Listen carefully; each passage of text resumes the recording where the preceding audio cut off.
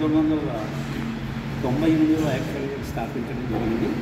అది 10 సంవత్సరాల పాటు సాఫీగానే జరిగింది. కానీ వివిధ కారణాల వల్ల అది 2008 వచ్చేటప్పటికి చాలా వీక్గాను ఇదవటం వలన కొత్తగా ఒక బాడీ ఏర్పాటయ్యి దాన్ని మళ్ళీ రివైటలైజ్ చేయాలనే ఉద్దేశంతో చేయడం జరిగింది. ఆ సందర్భంలో 2010లో దీన్ని రిజిస్టర్ చేసి చేయడం జరిగింది. రిజిస్టర్ చేసి దాని మీద కమిటీ ఏర్పాటు చేసి కమిటీ ద్వారా మేము దాన్ని నిర్వహిస్తున్నాం. లేకపోతే ఇప్పుడు ప్రస్తుతం దీంట్లో 90 మంది వృద్ధులు ఆశ్రమం తీసుకుంటున్నారు.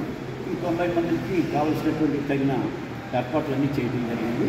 పోతే ఇంతమందికి చేస్తున్నప్పటికీ కూడా మనకి ఇంకా వారికి తగిన సౌకర్యాలు కానీ లేకపోతే మరింతమందికి అవకాశం కల్పించడానికి కొత్తగా ఒక బిల్డింగ్, ఈ కొత్త బిల్డింగ్, నూతన భవనం ఏర్పాటు చేయడం జరిగింది, కన్స్ట్రక్ట్ చేయడం జరిగింది. దాంట్లో మా ముఖ్యదాతలు ప్రసాదాన్ని కంపెనీ వారు, అలాగే గోపీకృష్ణ ఫైనాన్స్ వాళ్ళు, గోపీకృష్ణ ఇన్ఫ్రాస్ట్రక్చర్ వాళ్ళు, తర్వాత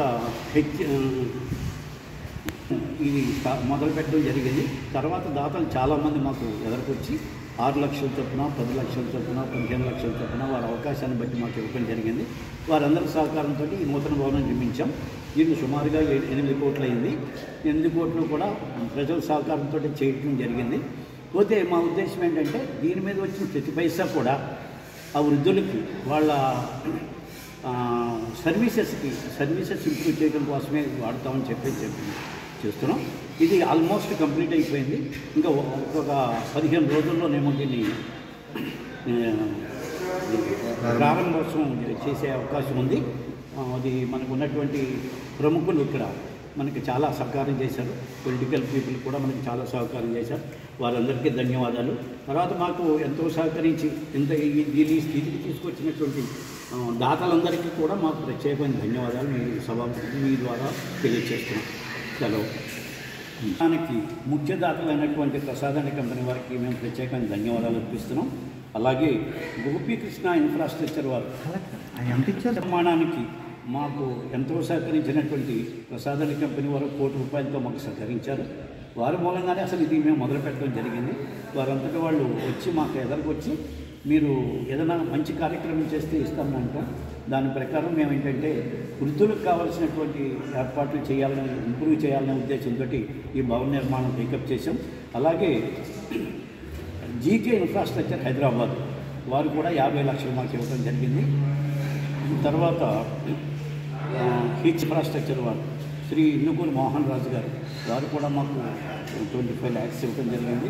అలాగే గుత్తుముక్కల వెంకటపతి రాజు గారని, లింగరాజు వెంకటపతి అంటాం, ఆయన 15 లక్షలు ఇవ్వడం జరిగింది. తర్వాత చాలామంది 5 లక్షలు, 10 లక్షలు చొప్పున ఒక రూమ్ కని చెప్పేసి మాకు ఏర్పాటు చేయడం కోసం ఇచ్చారు. ముఖ్యంగా మా వర్మ గారు, భూపతిరాజు ఆనంద స్వరూప వర్మ గారు, మేము ఏం చేస్తున్నామంటే ప్రతి సంవత్సరం ఇంకా ఇచ్చుకుంటూ వస్తున్నాం. అందులో భాగంగా ఆయన 30 లక్షలు, నేను 30 లక్షలు ఇవ్వడం జరిగింది. దీంట్లో కూడా మేము ఒక్కో రూమ్కి మేము స్పాన్సర్ చేయడం జరిగింది. సో ఇది బేసికల్గా దీనికి ఉన్నది. మా ఉద్దేశం ఏంటంటే ఇది సామాన్యులకు అందుబాటులో ఉండేటట్టుగాను, తర్వాత దీన్ని మల్టీపర్పస్ బిల్డింగ్, యోగాకం ఫంక్షన్ హాల్గా దీన్ని నిర్మించడం జరిగింది. రెగ్యులర్గా మేము యోగా కార్యక్రమాలు చేపట్టాలనే ఉద్దేశంతో జరిగింది. అలాగే బయట నుంచి ఎవరన్నా వచ్చినా సరే వారికి అవకాశం కల్పిస్తాం. తర్వాత ఈ సోషల్ సర్వీస్ యాక్టివిటీలో ఉన్నాం కాబట్టి ఈ సోషల్ సర్వీస్ యాక్టివిటీస్ వారు ఎవరన్నా వచ్చినట్టయితే వారికి మేము తప్పకుండా సహకరిస్తాం. ఈ భవనాన్ని వారికి ఫ్రీగా ఇవ్వడం కానీ, తక్కువలో ఇవ్వడం కానీ మేము చేస్తామని చెప్పి సభాముఖంగా తెలియజేస్తాం. ధన్యవాదాలు. ముఖ్యమైనటువంటిది యాక్చువల్గా స్థలం. ఈ స్థలం సుమారుగా 45 సంవత్సరాల క్రితం శ్రీ చింతలపాటి సీతారామచంద్ర ప్రసాద్ మూర్తిరాజు గారు, వారి పత్యేపల్లి మూర్తిరాజు గారు, వారి భార్య కుమారి సత్యవతి గారు మాకు ఈ స్థలం 37 సెంట్లు దానంగా ఇచ్చారు. ఆ రోజుని ఈ ఆధ్యాత్మిక కార్యక్రమాలు చేసుకోవడానికి వీలుగాను. యాక్చువల్గా వారు ఆ రోజున ఇవ్వబట్టే మేము ఈ రోజున ఈ నిర్మాణం చేయడానికి అవకాశం కలిగింది. వారికి ఈ సభాముఖంగా అందరికీ కూడా ఈ మీడియా ద్వారా మేము ప్రత్యేకమైన ధన్యవాదాలు తెలుపుతూ సెలవు తీసుకుంటాం.